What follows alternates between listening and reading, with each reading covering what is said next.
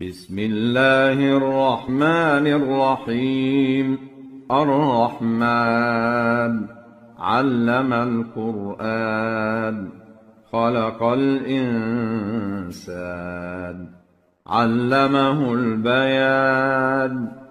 الشمس والقمر بحسبان، والنجم والشجر يسجدان. والسماء رفعها ووضع الميزان، ألا تطغوا في الميزان، وأقيموا الوزن بالقسط ولا تخسروا الميزان.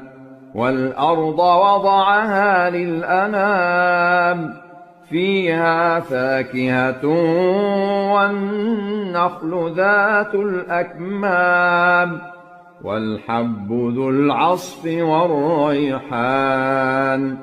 فبأي آلاء ربكما تكذبان؟ خلق الإنسان من صلصال كالفخار، وخلق الجان من مارج من نار. فبأي آلاء ربكما تكذبان؟ رب المشرقين ورب المغربين، فبأي آلاء ربكما تكذبان؟ مرج البحرين يلتقيان، بينهما برزخ لا يبغيان.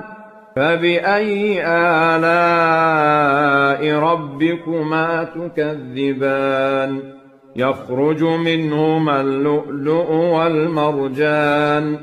فبأي آلاء ربكما تكذبان؟ وله الجوار المنشآت في البحر كالأعلام. فبأي آلاء ربكما تكذبان؟ كل من عليها فان، ويبقى وجه ربك ذو الجلال والإكرام. فبأي آلاء ربكما تكذبان؟ يسأله من في السماوات والأرض، كل يوم هو في شأن. فبأي آلاء ربكما تكذبان؟ سنفرغ لكم أيها الثقلان. فبأي آلاء ربكما تكذبان؟ يا معشر الجن والإنس إن استطعتم أن تنفذوا من أقطار السماوات والأرض فانفذوا، لا تنفذون إلا بسلطان. فبأي آلاء ربكما تكذبان؟ يرسل عليكما شواظ من نار ونحاس فلا تنتصران. فبأي آلاء ربكما تكذبان؟ فإذا انشقت السماء فكانت وردة كالدهان.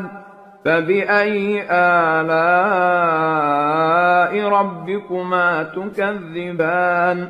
فيومئذ لا يسأل عن ذنبه إنس ولا جان. فبأي آلاء ربكما تكذبان؟ يعرف المجرمون بسيماهم فيؤخذ بالنواصي والأقدام. فبأي آلاء ربكما تكذبان هذه جهنم التي يكذب بها المجرمون يطوفون بينها وبين حميم آن فبأي آلاء ربكما تكذبان ولمن خاف مقام ربه جنتان فبأي آلاء ربكما تكذبان ذواتا أفنان فبأي آلاء ربكما تكذبان فيهما عينان تجريان فبأي آلاء ربكما تكذبان فيهما من كل فاكهة زوجان فبأي آلاء ربكما تكذبان متكئين على فرش بطائنها من استبرق وجنى الجنتين دان فبأي آلاء ربكما تكذبان فيهن قاصرات الطرف لم يطمثهن إنس قبلهم ولا جان فبأي آلاء ربكما تكذبان كأنهن الياقوت والمرجان فبأي آلاء ربكما تكذبان هل جزاء الإحسان إلا الإحسان فبأي آلاء ربكما تكذبان ومن دونهما جنتان فبأي آلاء ربكما تكذبان مدهامتان فبأي آلاء ربكما تكذبان فيهما عينان نضاختان فبأي آلاء ربكما تكذبان فيهما فاكهة ونخل ورمان فبأي آلاء